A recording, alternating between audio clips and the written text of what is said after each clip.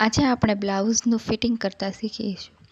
બ્લાઉઝને કમરપટ્ટી મૂક્યા પછી બ્લાઉઝને સવળું હોય એમાંથી ઊંધું કરી લેવાનું અને ઘડી સરખી કરીને સરસ રીતે એક પહેલાં રફ સિલાઈ કરી લેવાની.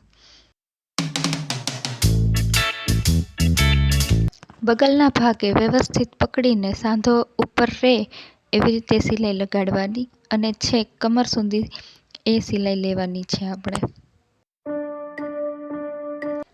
અને આવી જ રીતે આપણે બીજી સાઈડ પણ એક રફ સિલાઈ પહેલી લગાડી દેવાની છે.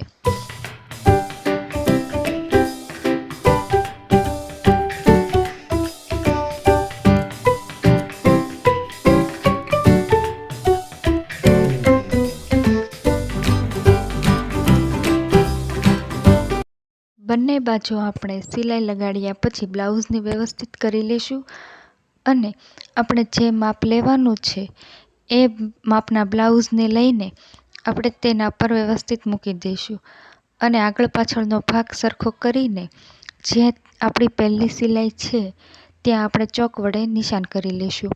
એવી જ રીતે બગલના ભાગે વ્યવસ્થિત પકડીને ખભે ખભો મેળવીને વ્યવસ્થિત રીતે આપણે ચોકનું નિશાન મારી દઈશું અને આગળ હાથના ભાગમાં પણ આપણે એ જ રીતે નિશાન વ્યવસ્થિત કરી લઈશું, જેથી કરીને આપણે જે બ્લાઉઝનું પરફેક્ટ માપ છે એ જ રીતે આપણે નવું જે બ્લાઉઝ સીવ્યું છે એનું પણ ફિટિંગ વ્યવસ્થિત આવી જાય. હવે ત્યાં આપણે સિલાઈ મારી દઈશું. આપણે એક જ સિલાઈ આવી રીતે મારવાની છે, પછી આપણે બ્લાઉઝને ઊંધું નથી કરવાનું, એટલે કે બીજી સાઈડ ફેરવી દઈશું આપણે અને ત્યાં આપણે બીજી સિલાઈ લગાડીશું. આવી રીતે આપણે 1 2 3 4 જેટલી જગ્યા વધે છે એટલી જગ્યામાં આપણે ફિટિંગ કરી લઈશું. 1 2 સિલાઈ આપણે લગાડશું વધારે તો આપણે જ્યારે પણ બ્લાઉઝનું ફિટિંગ ઓછું કરવું હશે ત્યારે આપણને પાછળની સિલાઈ બધી કામમાં લાગશે. એટલે જેટલી જગ્યા આપણને મળે છે એટલી જગ્યામાં અડધા ઇંચ કરતાં પણ ઓછી જગ્યા રાખીને આપણે 1 2 3 4 જેટલી સિલાઈ લાગી શકે છે એટલી આપણે સિલાઈ લગાડી દઈશું. હવે બ્લાઉઝ થોડુંક સવળું કરીને આગળથી સિલાઈને આંગળીની મદદથી સહેજ બરાબર કરવું. હવે બીજી સાઈડ પણ આપણે જેમ પહેલાં સિલાઈ મારેલી હતી, જેવી રીતે માપ કરેલું હતું એવી જ રીતે આપણે ફરી વખત બ્લાઉઝ મૂકીને એની જે છે પહેલી સિલાઈ છે ત્યાં ચોકની મદદથી આપણે બ્લાઉઝનું માપ લેશું અને બગલમાં પણ એ જ રીતે ખભેથી પકડીને આપણે વ્યવસ્થિત માપ લેશું.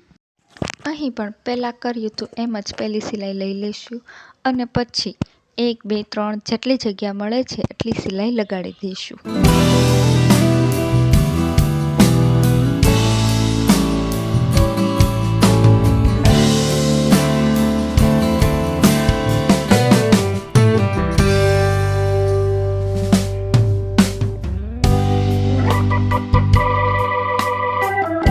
હવે બ્લાઉઝ આપણે સવળો કરી લઈશું.